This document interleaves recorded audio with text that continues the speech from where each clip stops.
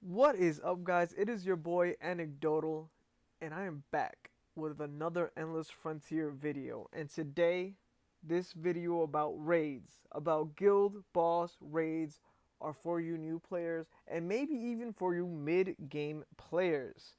Because I already have a video called Tips and Tricks for Guild Raids, or maybe just for raids, about the optimal team setup.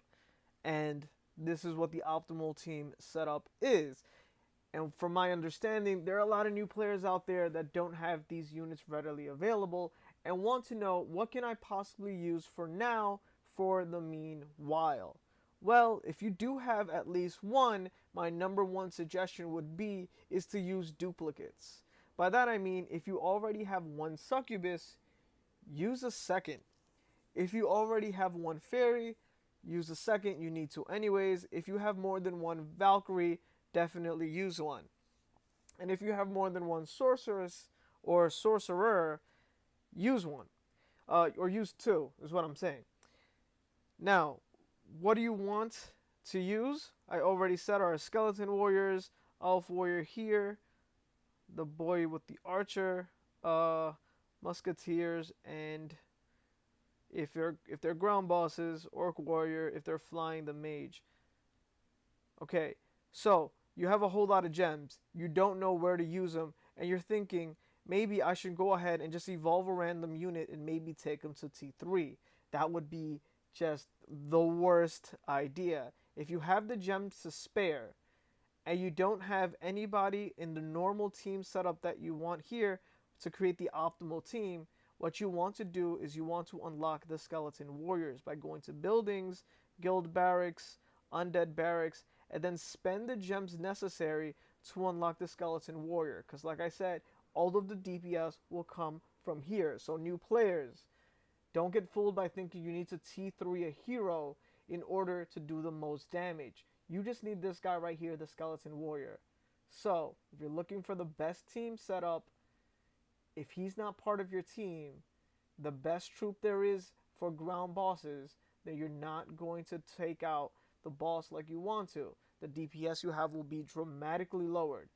If you believe me, guys, put him in your team, take a snapshot or a screenshot of the damage that you do, then take him out of the team, fight that same boss with the same amount of troops for everyone else, and you will see that your damage will plummet. So if you have the gems, you're a new player, and you don't know what to spend it on, and you think raids is the way to go for you, unlock the skeleton warrior. Again, skeleton warrior. Now, looking at the units, if you don't know what to do at all, and you already have your two main cores at T3, put those guys in your team. If you put those guys in your team, at the very least, 20%, well, at the very least, you will have some sort of damage, and maybe even some respectable damage depending on who you have as your cores. If you have the hippo meta, my guess is that you've been playing this game long enough to know how to raid, but if not, whatever, put the hippos in there, they should give you some damage. Next, if the T3 cores that you have take up 2 slots and you have no one else, it kind of goes without saying, when you go to guild barracks, you'll need these trainers at T3. And it will never be a waste to have. You will always need at least one T3 of each trainer, because the T3 of each trainer will allow you to elite triple plus everybody. So the only way to have that 1, 2, 3 triple plus musketeer is to have a T3 Son Goku. I mean, hot blooded XZ that I could never pronounce. And then here you go, how can Goku? So what you want to do is T3 all of these trainers, have at least one, and if those are your very first to T3, they have, I guess, 3 purposes. One will be to +3 all of your units for raids. Another one, if you have absolutely no one else to use, you can use them as attackers for raids. They will be somewhat useful for TOT as well. And in your revival book, trainers have +5% revival percentage compared to everybody else. So if you want to revive and you want to have the best spirit rest, of course you're gonna want someone like T3 drummer, but the absolute second best thing you could have will be trainers because they have +5.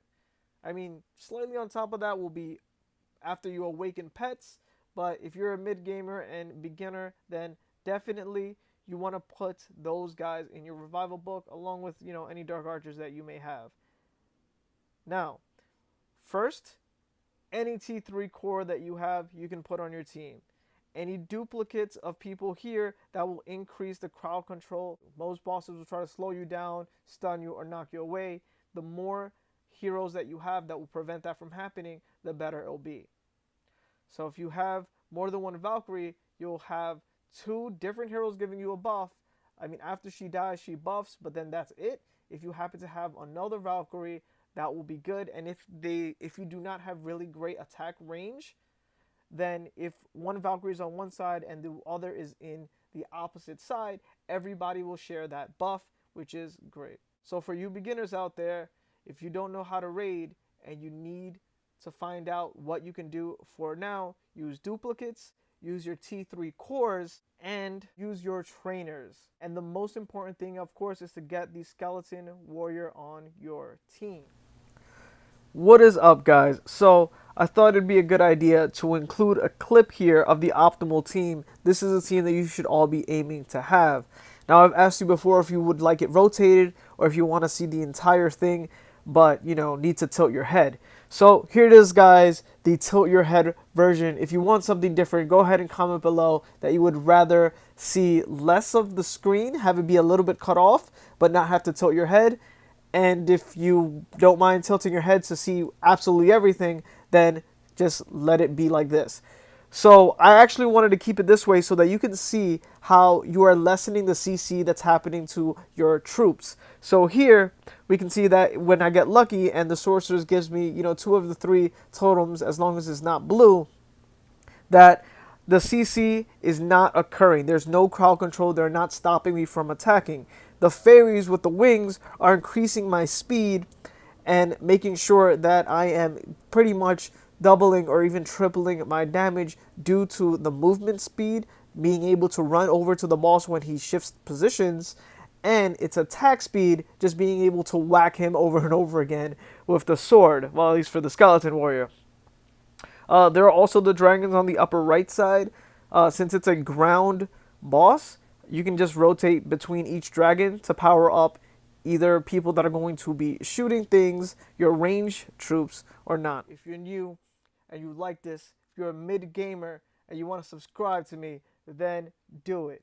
My name is Anecdotal, and hopefully I get something good this time, because every time I record, Win Mage. Yep. Peace out.